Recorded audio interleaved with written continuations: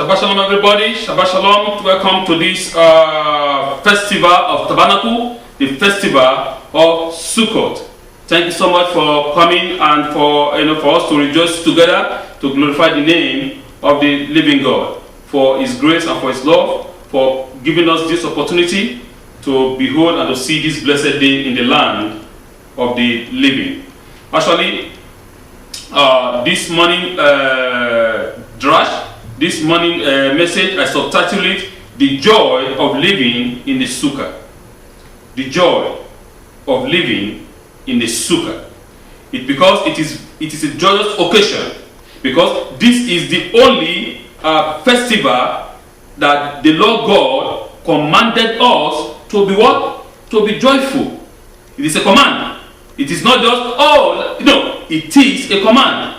God commanded us that on the day of what? On the day of Sukkot, you must be joyful. So now, the question is now, how can we be joyful? How can we have a joy? Because a joy as an emotion, you cannot just turn it on and turn it off. You just say, hey, today I'm going to be joyful. I turn it on. Hey, I'm joyous, it's good. Then, I don't want to be joyous again, I turn it off.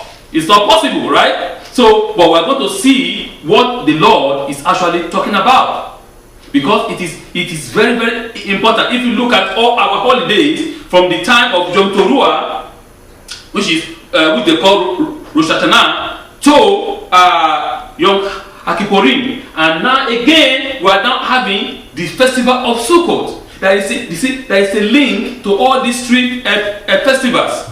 So God, in His wisdom, is going to explain, is going to expand our eyes, our spiritual eyes, our mind, to see what He's talking about, because it is a commandment. It is not just a kind of ordinary festival. It's a commandment that on the festival of Sukkot we must be joyful. The offering of Sukkot is unique in three ways. First, they include a total of 70 bulls to invoke protection for the 70 Gentile nations. Secondly, the numbers of bulls are different for each day of the festival. Thirdly, there is a special water libation which was performed every morning of Sukkot. It is regarding Sukkot that the Torah instructs us to be joyful on your holiday. Now, joy, like almost all other emotions, is not something that can be turned on or turned off like a faucet. A person either feels joyful or not. You cannot tell a person who is sad or depressed to just magically feel joyful and expect that should somehow happen.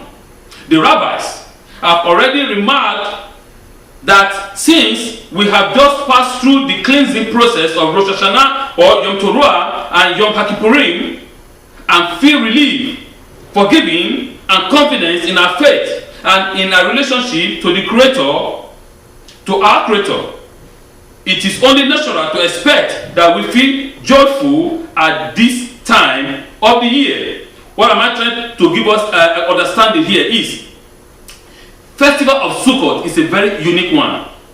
It's a very wonderful one. It's a festival where 70 bulls, 7 times 10, have been sacrificed in the temple. Right? Why 70 bulls at this time? This is to do what? To invoke the mercy of God upon the 70 Gentile nations. Do you see the importance of God? Do you see what God is doing? God said, I'm going to take a person, I'm going to take a people, I'm going to draw them unto myself, I'm going to cleanse them, I'm going to sanctify them, and I'm going to use them as a blessing to the rest of the nations. Do you understand what I'm saying? I repeat again. God took Israel out of the nations. He sanctifies them, He cleansed them, He made them His own people. We are all His people. Don't forget, all the countries all over the world are the people of God. God created everybody. But because most of the people forsake God, God took Abraham, and from Abraham He took Ishaq, and from Ishaq He took Jacob. And from Jacob, he built a nation called Israel to use them as an example to the whole nation, that through these people, the Messiah will come and everybody will be blessed. Right? So, in this case now, these 70 bulls will do what? Invoke the mercy of the living God upon the 70 Gentiles nation, upon the rest of the world. Which likewise shows that God is merciful upon all his creation. That God loves all his creation equally. He loves his nation equally, and all his creation are special before him. Because we can see here that the Lord God, even though he took Israel to use them as the light, as an example, as the light bearer, to bear the light before the nations, still therefore God have mercy upon all his creations. Every part of the world, everywhere under the sun, God is a God of mercy, and he loves everybody equally. And so therefore he's using Israel to do that they should make this sacrifice for the rest of the nations. Remember that we all are human beings, and we all have one genes, and that genes, or that one DNA, and that DNA is from who? Is from Adam. We are all children and descendants of Adam. So that is why God is doing this special sacrifice in the temple in those days, at this time, so that his mercy can be invoked upon all the nations, because they've gone astray and they're doing their own will. But they might be thinking, it is my God that is keeping me. No, but it is the prayer and the sacrifice that has been done in the temple that is keeping them alive, and that is making God to be compassionate and to be merciful upon them. So, and on regarding this festival, the Torah asks us to be joyful in our festival. So therefore, how can we be joyful on the festival of Sukkot? If you remember that in the festival of Yom Teruah, we blow what? The trumpet. Right? Now, that is the sound of what? That is the sound of victory. Over sin, over self, over ego, over our enemies. Remember, we have different kinds of enemy. We have spiritual enemies, and we have the physical one. And most of the spiritual enemy, which is like our iniquity, our transgression, and our sin, that is disturbing us internally, God has given us victory over them. And our physical enemy might be anybody under the sun, that God has given us victory over them again. So therefore, when you have victory, you feel what? You feel happy, because God has given you victory. So, and secondly, in the festival of what? In the festival of Yom Kippur, we come soberly before the Lord. With what? We afflict our soul, and we come soberly before our Creator, asking Him for forgiveness. And when somebody did something that is wrong, it's like, I'm going to give you an example. You did something wrong, right? We all did something wrong, and we come before the court. Right? And the court say, hey, rise, everybody rise. And the judge comes in. And the judge say, okay, put your case. You put your case, and you ask for forgiveness. You say, yeah, I know I did something wrong. I am not right. I made a mistake. I sincerely, through my heart, in my soul, I want to make a change. I'm going to make a teshuvah. I'm going to repent. I'm going to return back to my Creator. I'm going to return back to my God. I'm going to forsake all my iniquity and my sin. Please forgive me. Instead of the judge to rise that's something that the staff, and now boom, you are condemned to death, because you know that your consequence is death. You know that, everybody know.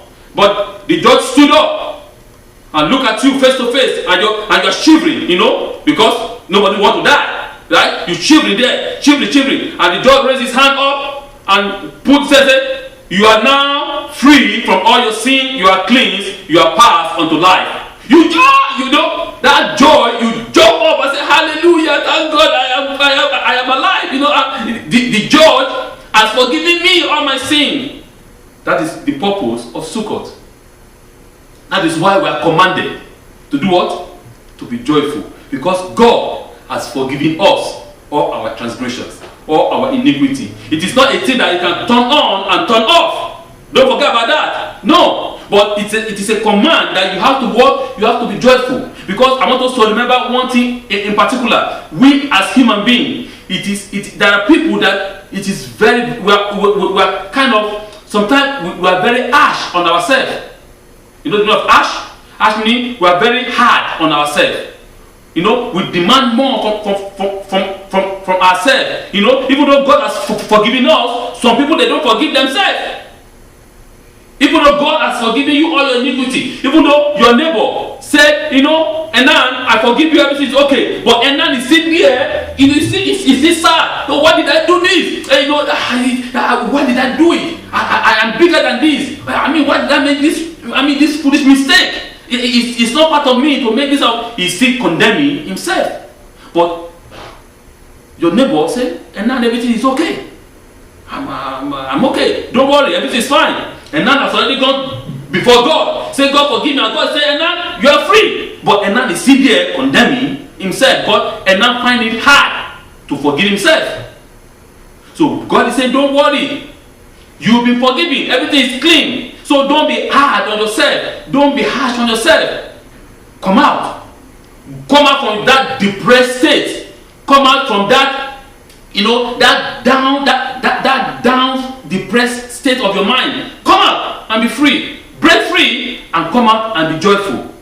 Rejoice, for I have forgiven you, I have cleansed you. All your iniquity, all your transgression is gone. All the enemy, I have taken care of them already, both spiritually and physically.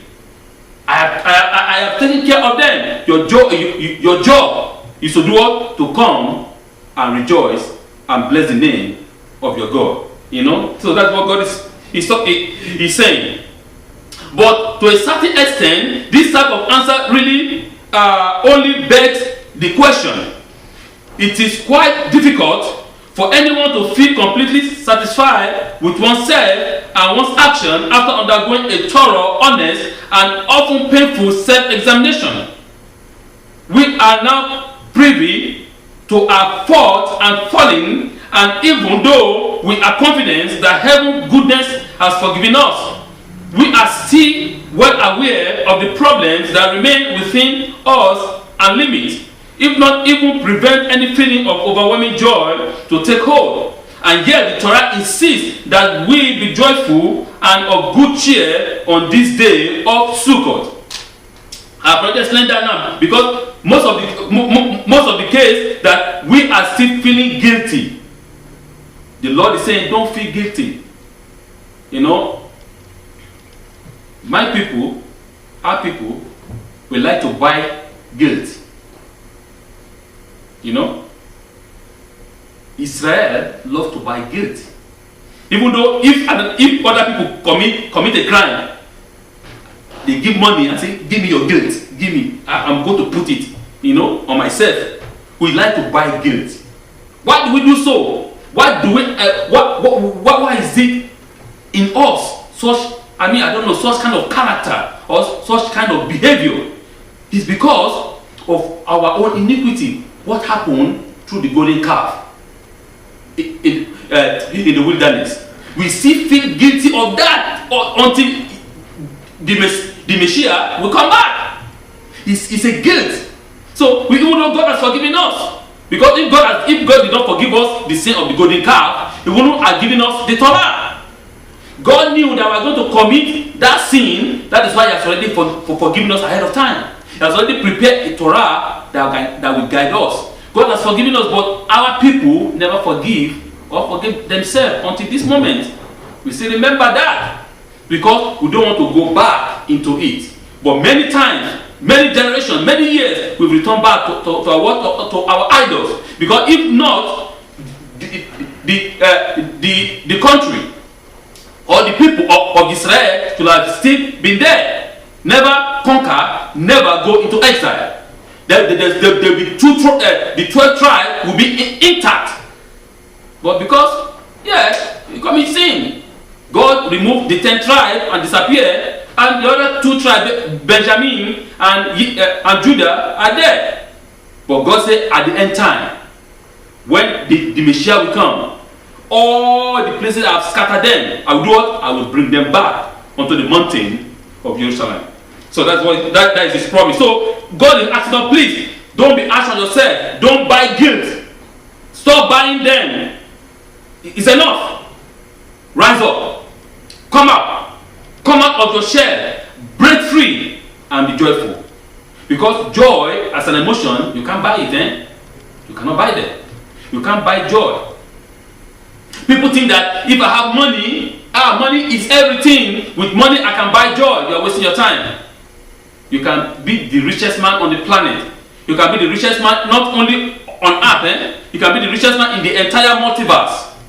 And still yet, you are as sad as anyone else.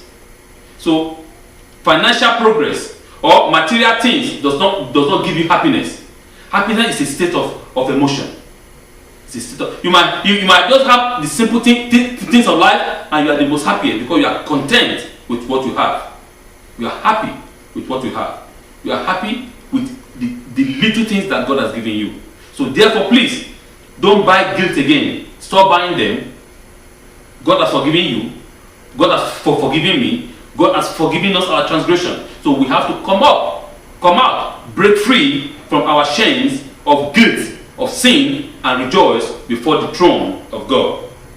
So the sages have given us a markedly different perspective to the emotion of joy. That is our rabbis, our sages. And it is this perspective that I feel the Torah is speaking of when commanding us regarding the holiday of Sukkot. The rabbis in the Talmud stated that there is no joy comparable to the joy one felt when doubt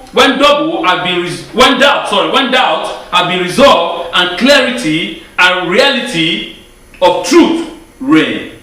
You see, there is no any kinds of joy that can come or that you can see when everything has been made clear for you. Because when you have a doubt, okay, in your mind, that doubt creates guilt, okay, because you are saying, maybe this was not like that, maybe because you are still doubting. That is why the Torah speaks that the sin of a doubter is like the sin of a witchcraft. The sin of someone that doubts, the sin of someone that has no faith, is equivalent to the sin of a witchcraft. And you know the sin of a witchcraft is a serious one. And the sentence of a sin of a witchcraft is what? Is death. So it is equivalent. So God is saying that you should not doubt. Don't doubt. He has forgiven you. There is a clarity. God has made everything clear in your mind, in your eyes, that He is what He has resolved all that problem. All the sin that you keep worrying about, all the iniquity that you keep on worrying about, all the things that you think that you have done so. Say, don't worry, everything is clean. I have wiped all your record. I have wiped them clean. Now you can start afresh.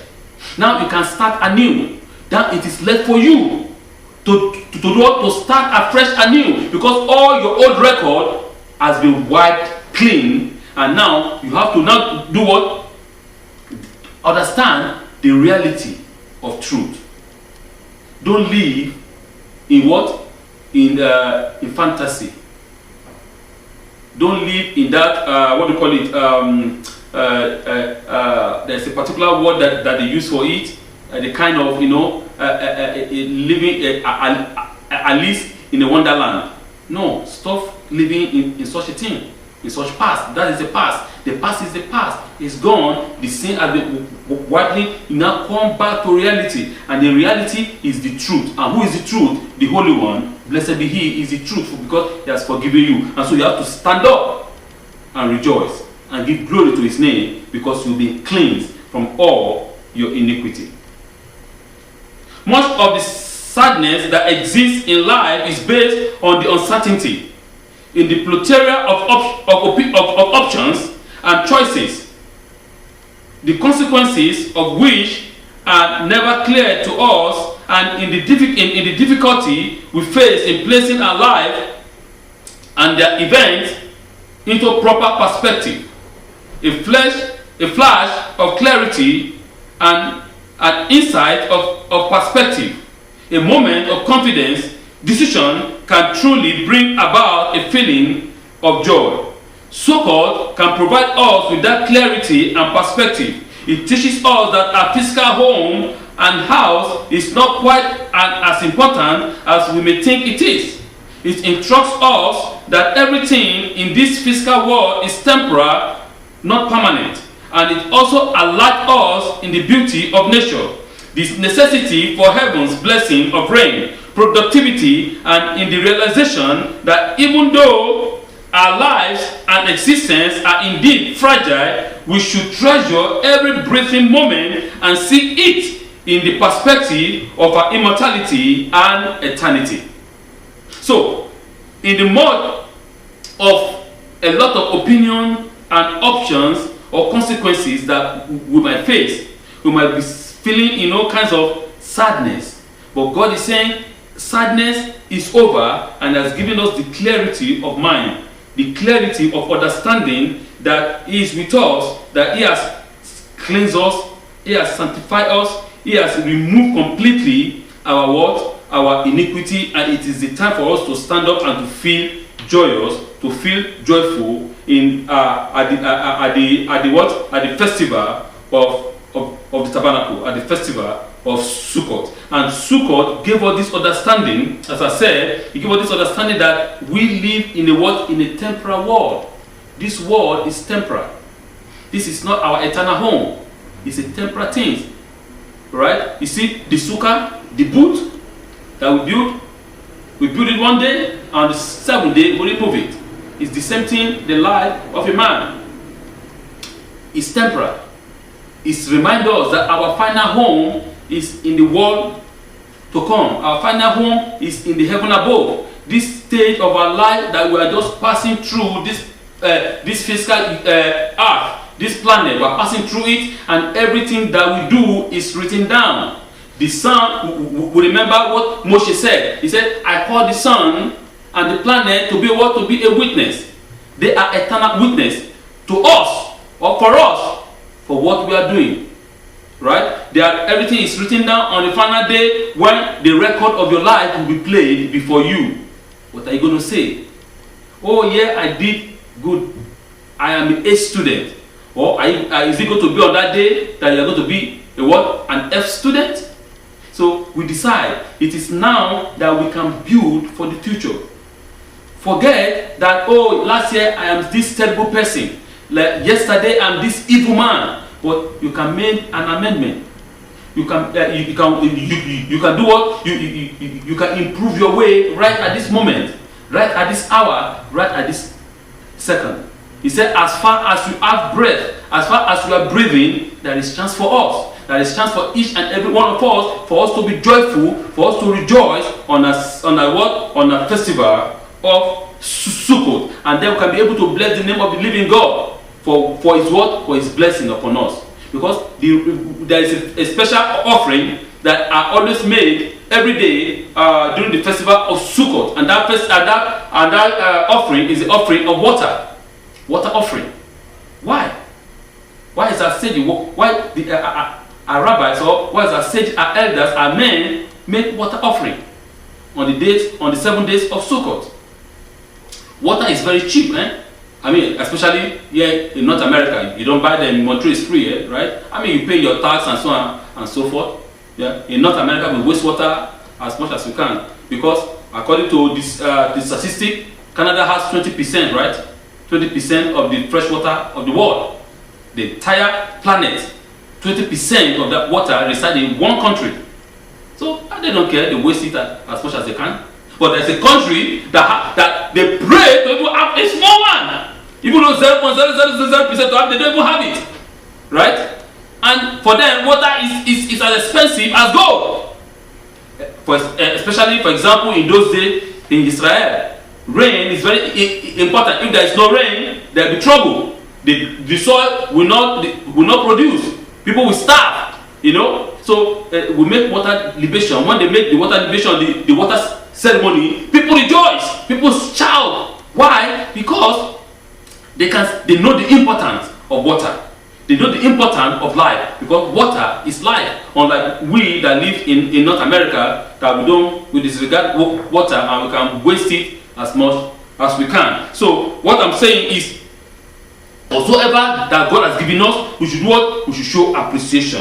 And Sukkot engages within us the appreciation of correct priority in our lives and the achievement of a proper balance between the illusion, thank you, that's what I'm looking for, illusion and reality.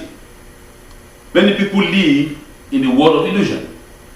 You know, the world of adabracadabra, or what do you call it? Illusion. Don't live in that world. Come down to this planet, to reality. You do not walk upside down. You walk with your two legs down. You are not flying in the air. Elephant does not have a wing. Elephant cannot fly. You know, this is not Alice in the Wonderland where elephants fly. This is reality.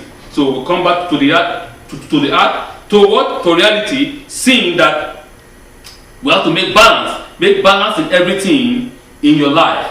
It provides us with the most necessary dose of humanity, one that can allow a person to see things in a prosper perspective, and that is the work of Sukkot, because Sukkot makes you to see life in the proper priority. Life, because one day you build it, and the 7th day you remove it. You put on what? You didn't just build it, right? To put just like that. You put some leaves to cover it, to cover yourself from what? From the elements, to cover yourself from the sun, or you build something around it to protect yourself from the danger of the wilderness, from the danger of scorpion, of snake, of rattlesnake, of any other things, right? The same thing in the physical life. So therefore, we have to put our priority in check. That realization alone was sufficient to allow individual Jews and the Hebrew society generally to function, survive, and even prosper. By absorbing this lesson of Sukkah, its beauty, fragility, temporal nature, serenity, and relationship to the nature and the world we live in, we immerse ourselves in God's perspective, so to speak, of the world and our place in it. When you come to the realization of the importance of Sukkot, or the importance of the Sukkah that you build, and you can see in relation to the what? To our environment, because everything that we use during the Sukkot or for the Sukkah is what? Is things that we find in the desert. You don't go to the moon and bring anything earth. No, everything is commonly there. It's commonly available.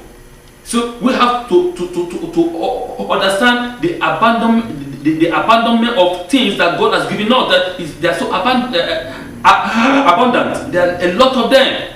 So if we as a human being cannot manage our resources, who can do that? God does not like waste. We should understand that wastefulness is not of God. Everything that we have in life, everything that we see in life, everything that comes that we might even have in life, we should be able to make balance and use them perfectly well, not to create waste, not to make a waste. That the beauty of the Sukkah, its temporal nature, it shows us that our life here on earth is temporal. It shows us that what we are that at this moment that we are passing through, but what will be again at the day of judgment. What will be spoken of you in the next 1,000 years after you've passed to the world to come? In the next 500 years, in the next 100 years, in the next 50 years, will the world forget about you, or will your name still continue? Will your footprint still be seen, or will your footprint disappear? So these are the questions that we have to ask ourselves during this time of Sukkot. It's a time of joy. is a time of great joy. At the same time, is a time of internal reflection to see, what we have to do. That alone should awaken within us an emotion of joy and satisfaction. In temple time, the libation of water on the holy altar of the temple in Jerusalem on the day of Sukkot creates a national emotion of joy and rejoicing. It is interesting to note that water, which most of us take for granted, is not nearly as expensive as a commodity as an animal sacrifice or an offering of gold or silver would have been. But nevertheless, it was the offering of water that occasioned the great celebration of joy in ancient Jerusalem, simply because it was almost a relatively modern offering. It emphasized the perspective of life that Sukkot was meant to convey.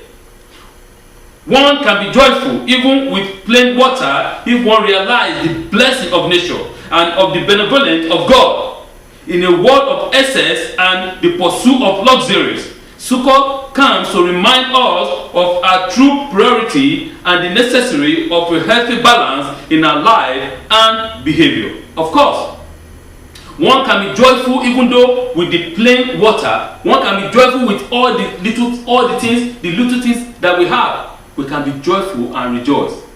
The little house that you have, you can rejoice and be what? And be joyful. You have one son, one child. It doesn't matter. You can rejoice with it. It doesn't. Oh, I need 200 children to be happy. No, I need the biggest mansion in the world to be happy. No, or I need the biggest land in the world for me to be happy. No, you can be happy. I need $1 trillion to be happy. No, you can be happy with the one that you have. You can be happy with the little that God has given you. And with you using it resourcefully, God will add and add and add and add. As the Lord God said, that the oil will not run dry, neither will the flour run dry until the day the Lord will do what? Will send rain upon the earth. So your oil will never run dry.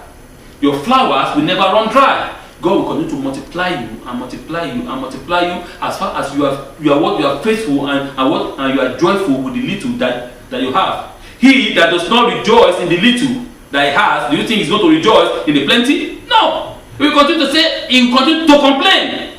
So this has helped us as a nation. This has helped Israel as a nation to do what? To grow. To be flexible. To be flexible. Because if we are rigid as a nation, we will have been broken long time ago. We will never exist. We will have been wiped out long time. But because of our sages, because of our rabbis that are giving us this understanding, the understanding of the festival of Sukkot, of the truth of God, that you have to be flexible in some area. Flexible. You have to be able to manipulate yourself because the world is a wicked place. The world is a wicked place. It's a dangerous place. You have to be able to maneuver yourself. Yeshua said you have to be what? You have to be as wise as a serpent and as harmless as dove. You have to be very wise, very smart in doing your business your way. And when you grow, at the end, you become more prosper. And the world will say, but how is this guy prosper? Because you know the mechanism. Those that does not know the mechanism, they complain. But because we know the mechanism of life, we know the way it was being formed. So God will continue to multiply us and prosper us in all areas of our life. You don't need luxurious thing to be happy. Luxurious thing, big thing to be happy. Happiness is within. Happiness is within. So you have to come up, break yourself free from that shell of distress, from that shell of doubt, from that shell of depression. Break free and come up. Come out and be joyful. And the Lord will bless and keep you. Chag Sameach, Sukkot, and Shabbat Shalom. You know what I mean? I'm saying that happy Sukkot, and may God bless and sustain you, and may you find the peace of mind and the peace of God, and may you continue to grow throughout the new year. Shabbat Shalom.